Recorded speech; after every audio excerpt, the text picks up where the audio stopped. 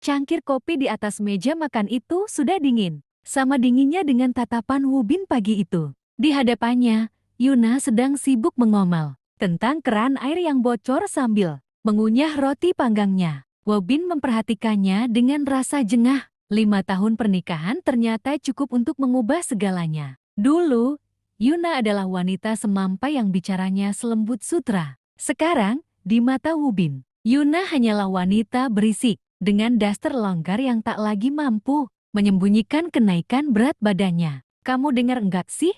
Bin, besok panggil tukang ledeng, seru Yuna. Bisa diam sebentar enggak? Potong Wubin tajam. Kamu itu makin hari makin berisik. Penampilan enggak dijaga, mulut enggak berhenti komplain. Aku capek pulang kerja cuma buat dengar ocehan kamu. Yuna tertegun. Remahan roti di tangannya jatuh. Jeti, kamu ngerasa keganggu sama aku? Jujur, iya, aku bosan. Yun, aku kangen Yuna yang dulu. Bukan yang begini, jawab Wubin tanpa perasaan. Suasana menjadi hening seketika. Yuna tidak membalas. Ia hanya berdiri, membereskan piringnya, dan masuk ke kamar. Keesokan harinya, Wubin bangun mendapati sisi tempat tidurnya kosong. Tidak ada aroma nasi goreng dari dapur. Tidak ada suara omelan tentang kaos kaki yang ditaruh sembarangan. Di atas meja makan, hanya ada secari kertas. Aku pergi ke rumah ibu sebentar. Mungkin kamu benar. Kita butuh waktu sendiri agar kamu bisa istirahat dari suaraku. Awalnya, Wubin merasa menang. Ia bisa bermain game sampai larut, memesan pizza tanpa dilarang karena kolesterol, dan menikmati keheningan yang ia dambakan. Namun, memasuki malam ketiga, keheningan itu mulai terasa mencekam. Wubin terbangun tengah malam karena haus. Saat berjalan ke dapur, ia tersandung kabel setrika.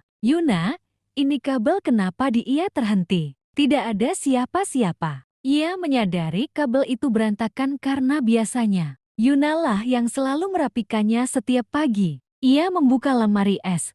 Kosong.